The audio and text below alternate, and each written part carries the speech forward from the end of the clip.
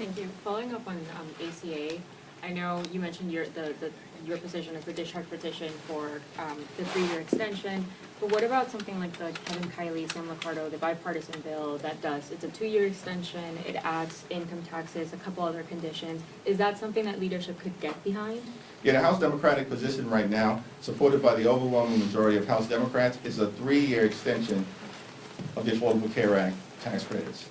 Now, Republicans have repeatedly been given the opportunity to take yes for an answer and to address this health care crisis that they've created, which includes but is not limited to the largest cut to Medicaid in American history. That's what they did in their one big ugly bill.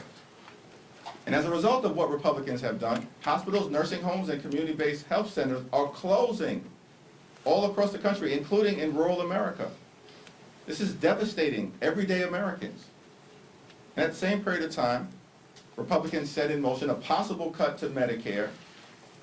They're going after the Centers for Disease Control, $1.7 billion cut to the CDC. That will be the largest cut in American history. In this appropriations process, that's what Republicans are trying to do. They also want to enact the largest cut, about $500 million, to the National Institute of Health. That will be the largest cut in American history. And on top of all of that, Republicans continue to refuse to extend the Affordable Care Act tax credits, jeopardizing the health and well-being of tens of millions of Americans. Mike Johnson has said he's got no interest in dealing with this issue. There's no urgency. We're back this week, full-time. He's done nothing. No bills, no discussion, no outreach. Why? Because Republicans aren't interested in making life better for everyday Americans.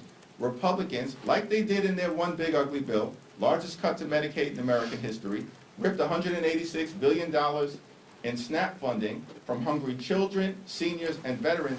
And why did they do all of that? To provide massive tax breaks to their billionaire donors, which they made permanent. But now Republicans can't even find a dime or the time of day to extend the Affordable Care Act tax credits for tens of millions of working class Americans. Shame on them. Thank you.